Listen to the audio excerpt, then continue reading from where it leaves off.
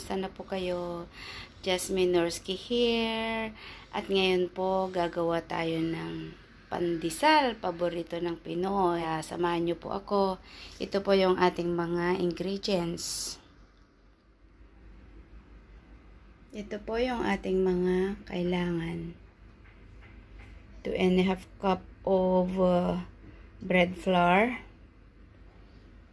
3 tablespoons of granulated sugar, 1 teaspoon of salt, 4 tablespoons of milk powder, and we need 1 tablespoon of shortening.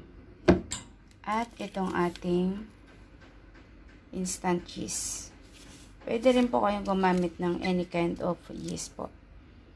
At itong ating 3/4 cup of water. Ayan. First, we'll put our sugar. Mix all together na po. Ayan. Salt. Yung ating powder milk.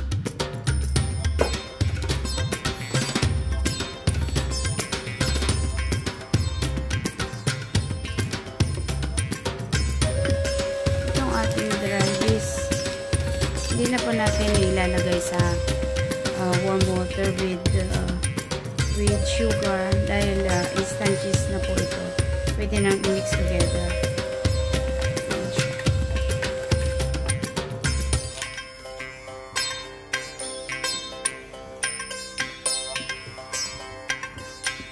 And then, itong ating water.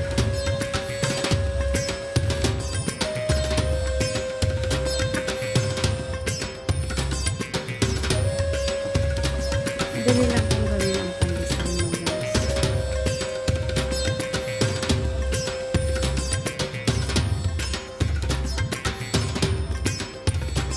Yung water po, depende po kasi sa flour na inyong gagamitin. Meron yung flour na need more water. So, check nyo po yung kanyang texture. Kung enough na po yung 3/4 cup of water. Pagka medyo dry pa siya, okay lang po na magdagdag po kayo ng another measure of water.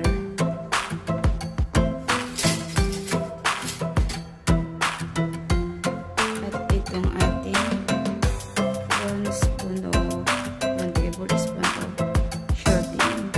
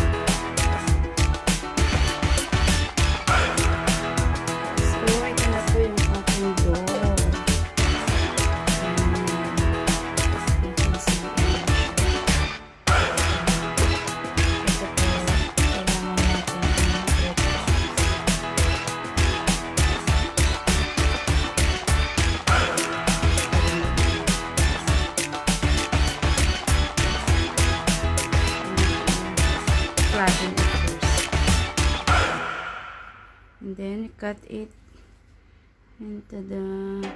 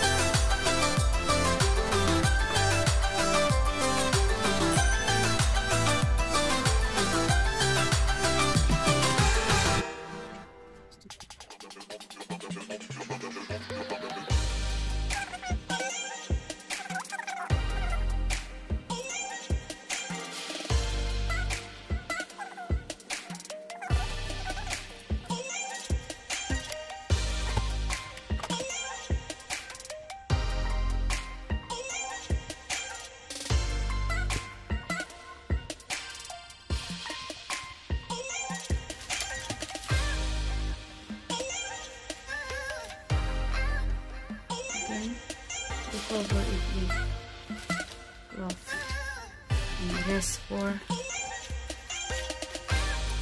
30 minutes.